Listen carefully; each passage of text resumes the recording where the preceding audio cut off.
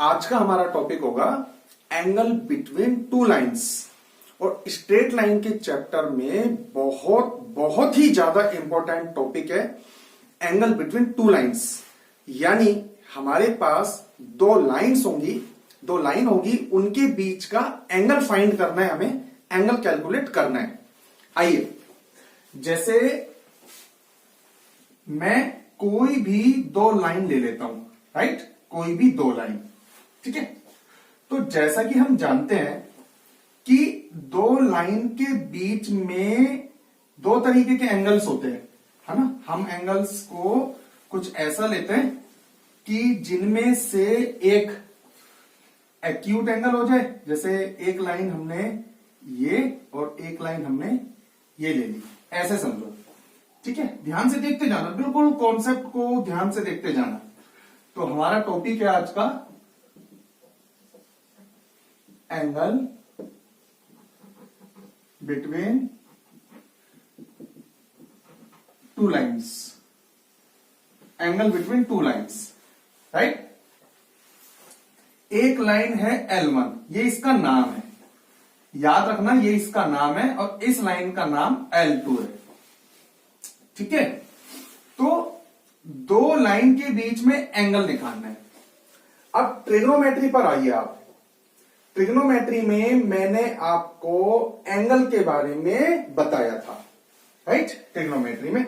और यह भी बताया था कि कहीं भी एंगल का जिक्र आ जाए तो एंगल हमेशा क्लॉक और एंटी क्लॉक, क्लॉकवाइज और एंटी क्लॉकवाइज वर्ड अपने साथ लेकर के चलते हैं, राइट। जैसे ट्रिग्नोमेट्री में मैंने आपको बताया था कि जब भी दो लाइन के बीच में एंगल की बात आ जाए, ठीक है, जैसे मान लीजिए कि हम इस एंगल की बात करते हैं, इस वाले एंगल की बात करते हैं। अब हमें ये नहीं पता इस लाइन में और इस लाइन में कौन सी लाइन बिल्कुल फिक्स थी और कौन सी लाइन रोटेट कर रही है, घूम रही है, चल रही है, हमें नहीं पता। जबकि आप एक केस ऐसा भी आया था कि एक जगह एक्स एक्सिस था, एक्स एक्सिस, ध्यान से सुनना, और एक लाइन आई थी, और ये एंगल अगर मैं आपको दे देता हूं और मैं कह देता हूं कि ये एंगल 45 डिग्री का है, सोचो ये वाला एंगल एक्स एक्सिस और इस लाइन एल के बीच का एंगल है। तो एंगल तो यहां भी दो लाइन के बीच में ही है, लेकिन एक लाइन एक्स एक्सिस है, और एंगल यहां भी दो लाइन के बीच में है, एक लाइन एक्स एक्सिस है। इसका जो मेजरमेंट है ये है 45 डिग्री का, राइट। इसका जो मेजरमेंट है ये 45 डिग्री का है। तो अब ये वाला जो एंगल है, इस एंगल के बारे में अगर मैं आपसे पूछता हूं कि ये किसने बनाया होगा, बनाने का मतलब है कि इसमें कौन सी लाइन चली होगी, क्या एक्स एक्सिस चला होगा या ये वाली लाइन चली होगी। तो सब यही जवाब देंगे कि सर एक्स एक्सिस तो चल ही नहीं सकती, एक्स एक्सिस तो फिक्स है। तो ये चीज बिल्कुल क्लियर है कि ये लाइन ही ऐसे चली होगी और ये जो एंगल बना होगा ये 45 डिग्री का बना होगा। तो देखो ऐसे केसेस में जबकि एक लाइन या तो हमें ऑटोमेटिक पता चल जाए कि फिक्स है या बता दी जाए कि फिक्स है, तो हम क्लियर कर सकते हैं कि इस एंगल को बनाने में जो डायरेक्शन का यूज होगा वो क्या यूज होगा। तो ये एंटी क्लॉकवाइज डायरेक्शन है, और एंटी क्लॉकवाइज डायरेक्शन होती है प्लस की। इस वाले केस में ये भी नहीं पता कि इन दोनों में से कौन सी लाइन फिक्स है, क्योंकि ना तो इनमें से कोई एक्सिस है और ना मैं कोई बोल रहा हूं ऐसा कुछ कि दोनों में से कौन सी लाइन फिक्स है। तो ऐसे केसेस में आप नहीं बता सकते, क्लॉकवाइज और एंटी क्लॉकवाइज के बारे में आप नहीं बता सकते। और इसी तरीके से यहां ये भी दो सिंपल लाइंस है, तो एंगल की चर्चा, एंगल को डिस्कस जरूर कर रहा हूं मैं, लेकिन यहां पर हम ये बता ही नहीं सकते कि ये क्लॉकवाइज या एंटी क्लॉकवाइज कौन सी डायरेक्शंस के एंगल होंगे, जब तक मैं ये ना बता दूं कि दोनों लाइन में से कौन सी लाइन फिक्स है और कौन सी लाइन कहीं ना कहीं मूव कर रही है, चल रही है, घूम रही है, रोटेट कर रही है, राइट। तो यहां हम एंगल को तो डिस्कस करेंगे, क्लॉकवाइज और एंटी क्लॉकवाइज भी हम डिस्कस करना चाहते थे, लेकिन अब हम कर नहीं सकते हैं। तो मैथमेटिक्स में बस यही छोटी छोटी बातों का ध्यान रखना पड़ता है, और ऐसे केसेस में चाहे कोई बताए या नहीं बताए हमें ऑटोमेटिक डिस्कस करना पड़ेगा, ठीक है। तो एंगल देखिए, दो लाइन के बीच में एक तो ये एंगल होगा और एक ये वाला एंगल होगा, और एक ये एंगल होगा और एक ये वाला एंगल होगा, जिसमें से ये दोनों एंगल सेम है तो दोनों को डिस्कस करने की जरूरत नहीं है, हम इसको डिस्कस कर लेंगे। और ये दोनों एंगल सेम है, राइट, तो दोनों को डिस्कस करने की जरूरत नहीं है, हम ऊपर वाला एंगल डिस्कस कर लेंगे, दोनों सेम है। कुल मिलाकर दो लाइंस के बीच में एक तरीके से दो एंगल होते हैं, दो लाइंस के बीच में, राइट, ऐसे समझो, एक तो एक्यूट एंगल, राइट, और एक ऑब्ट्यूज एंगल, ठीक है, दो तरीके के एंगल होते हैं, ये चीज बिल्कुल क्लियर है। और एक केस ये बनता है जिसमें बिल्कुल दोनों ही इक्वल होते हैं, कोई छोटा बड़ा नहीं होता, ये भी 90 और ये भी 90, तो उस केस में हमें कैलकुलेट करने की जरूरत नहीं है। भाई क्या कैलकुलेट करोगे आप कि दो परपेंडिकुलर लाइंस है ना, दो परपेंडिकुलर लाइंस के बीच में एंगल बताओ, अरे भाई सबको ही पता है, सबको ही पता है ना, कि वो तो 90 डिग्री होगा। ये तो वही वाली बात होगी जैसे राहुल आपका नाम क्या है, अरे भाई दो परपेंडिकुलर लाइंस के बीच में क्या एंगल बताना, दोनों 90 डिग्री है। तो ये वाला केस हम डिस्कस नहीं करेंगे, हम वो वाला केस डिस्कस करेंगे जिसमें एक एंगल छोटा होगा और एक एंगल बड़ा होगा, यानी एक एंगल एक्यूट होगा, एक एंगल ऑब्ट्यूज होगा, ठीक है भाई। तो ये वाला केस हमने डिस्कस करना है। अब देखिए दो लाइन मैं आपको दूंगा, ध्यान से सुनते जाइएगा। लास्ट लेक्चर में हम लोगों ने आपके साथ में डिस्कस किया था कि लाइन के पास में स्लोप करके कोई चीज होती है, स्लोप, और स्लोप को निकालने के बेसिकली 5 मेथड हमारे पास हैं। या तो एक्स एक्सिस के साथ में उस लाइन का एंगल दे दीजिए, या उस लाइन के ऊपर कोई भी दो पॉइंट्स दे दीजिए, या उस लाइन की इक्वेशंस दे दीजिए, या उस लाइन को किसी के पैरेलल दे दीजिए, या उस लाइन को किसी के परपेंडिकुलर दे दीजिए। पैरेलल और परपेंडिकुलर में जो दूसरी वाली लाइन होगी उनकी स्लोप हमारे पास में होनी चाहिए। तो लाइन के पास में स्लोप होती है, यहां हमें एंगल डिस्कस करना है। तो एंगल के केस में ये जरूर ध्यान रखिएगा हमारे पास में दोनों लाइन की स्लोप जरूर होनी चाहिए, नहीं है तो किसी ना किसी तरीके से कैलकुलेट कर लेंगे, जो मैंने अभी आपको 5 मेथड बताए हैं। तो मान लीजिए कि कोई लाइन जो L है उसकी स्लोप M1 है, किसी तरीके से गिवन होगा, गिवन नहीं है, अगर दिया हुआ नहीं है तो हम कैलकुलेट कर लेंगे, वो तो क्वेश्चन देख करके ही देखेंगे। और दूसरी लाइन की स्लोप है M2, ये ध्यान रखिएगा, ठीक है। तो एक फॉर्मूला मैं फिलहाल आपको लिख रहा हूं, ये सीधा सीधा आपको याद करना है, इसका डेरिवेशन पे अभी फिलहाल नहीं जाना है। हायर क्लासेस में ये कैसे आया वो सब चीज आपके सामने आ जाने वाली है, तो आपको पूरी नॉलेज मिल जाने वाली है। तो फिलहाल के लिए आपको फॉर्मूला याद रखना है, tan theta is equal to M1 minus M2 upon 1 plus M1 M2। tan theta is equal to M1 minus M2 upon 1 plus M1 M2। ध्यान से देखिएगा, मैं आपको एक छोटी सी बात बताता हूं और ध्यान से सुनते जाइएगा। थीटा दोनों लाइन के बीच का एंगल है। अब हमें ये नहीं पता, ये वाला एंगल अपने को कैलकुलेट करना है कि यहां दो लाइन के बीच में एंगल ये वाला भी हो सकता है और ये वाला भी हो सकता है।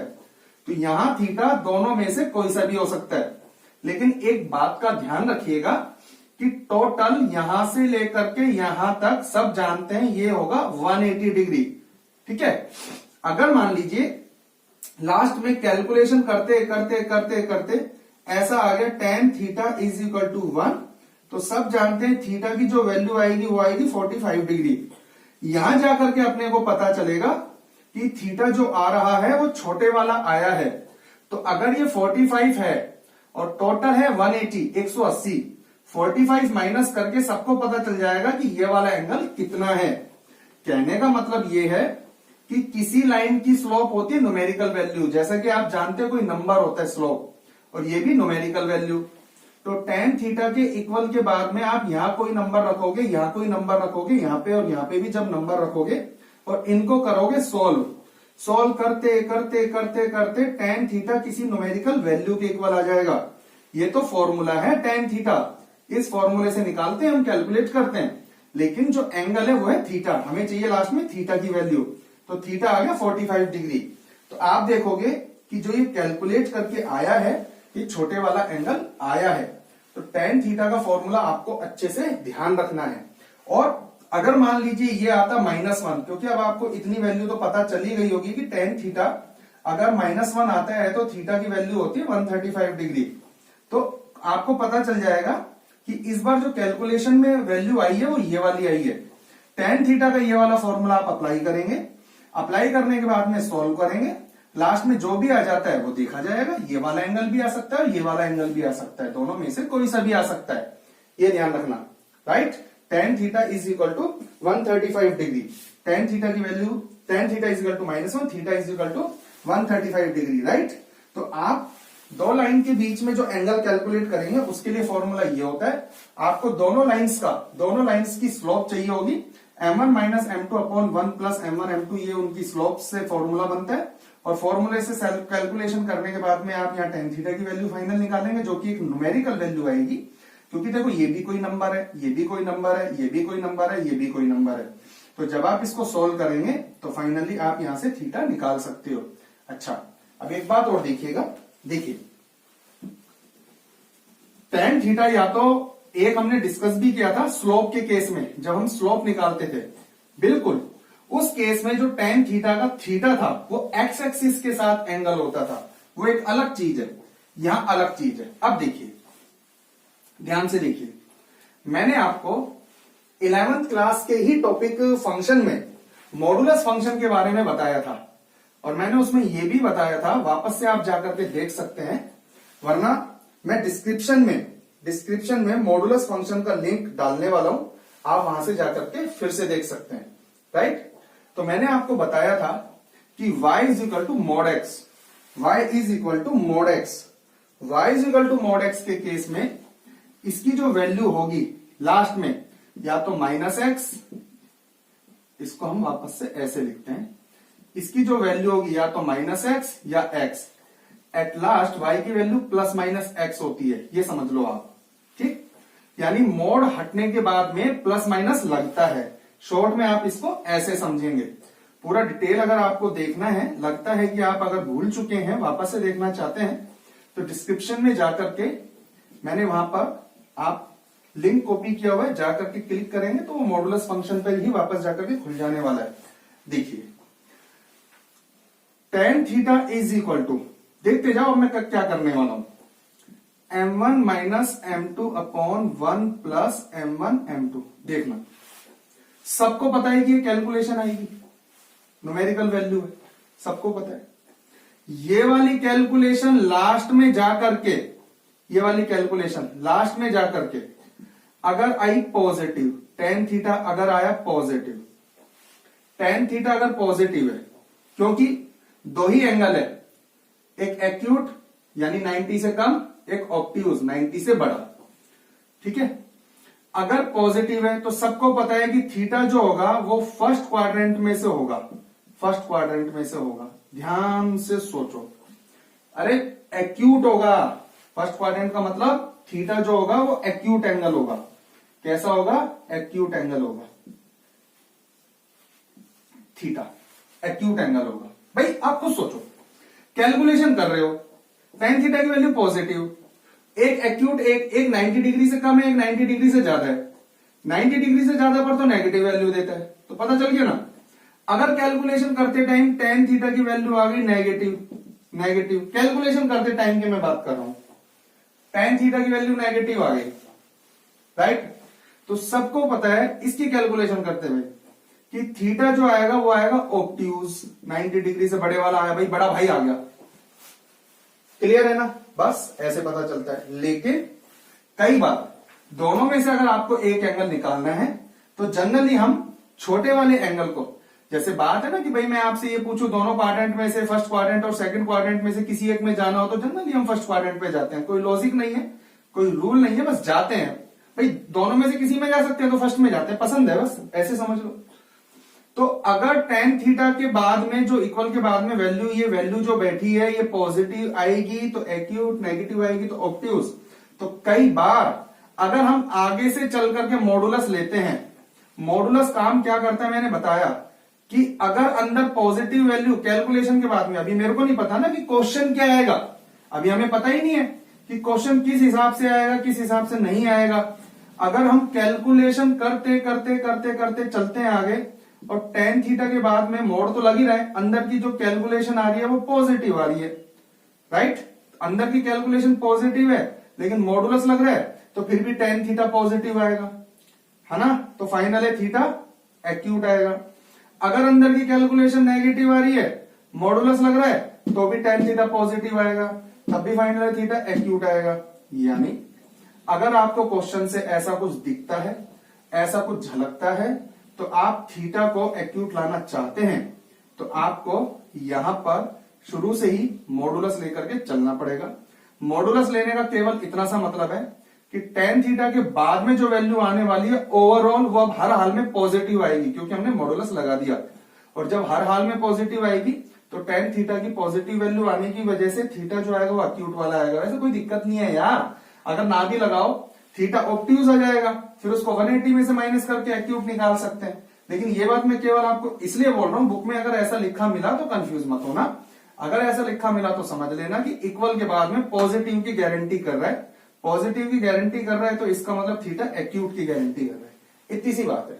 तो आपको दो लाइन के बीच में जब भी एंगल कैलकुलेट करना हो तो टेन थीटा आप लेकर के चलेंगे m1 minus m2 upon 1 plus m1 m2। अगर मॉडुलस नहीं लगा रखा तो बस अब कैलकुलेशन पर डिपेंड है। कैलकुलेशन मान लीजिए आगे चल करके पॉजिटिव, थीटा एक्यूट, कैलकुलेशन आगे जाकर के पता चलता है, कैलकुलेशन के बाद में नेगेटिव तो थीटा ऑब्ट्यूज, और वहां से जैसा मर्जी वैसा आप थीटा निकाल सकते हो। ठीक है भाई। अब देखिए, मान लो ये दोनों लाइन पैरेलल हो जाए, केस फर्स्ट में अगर ये पैरेलल का केस हो जाए, आपको पता है जब दो लाइन पैरेलल होती है तो एक के ऊपर एक हो जाती है या पैरेलल ऐसे हो जाता है, उस केस में थीटा की वैल्यू 0 डिग्री हो जाती है।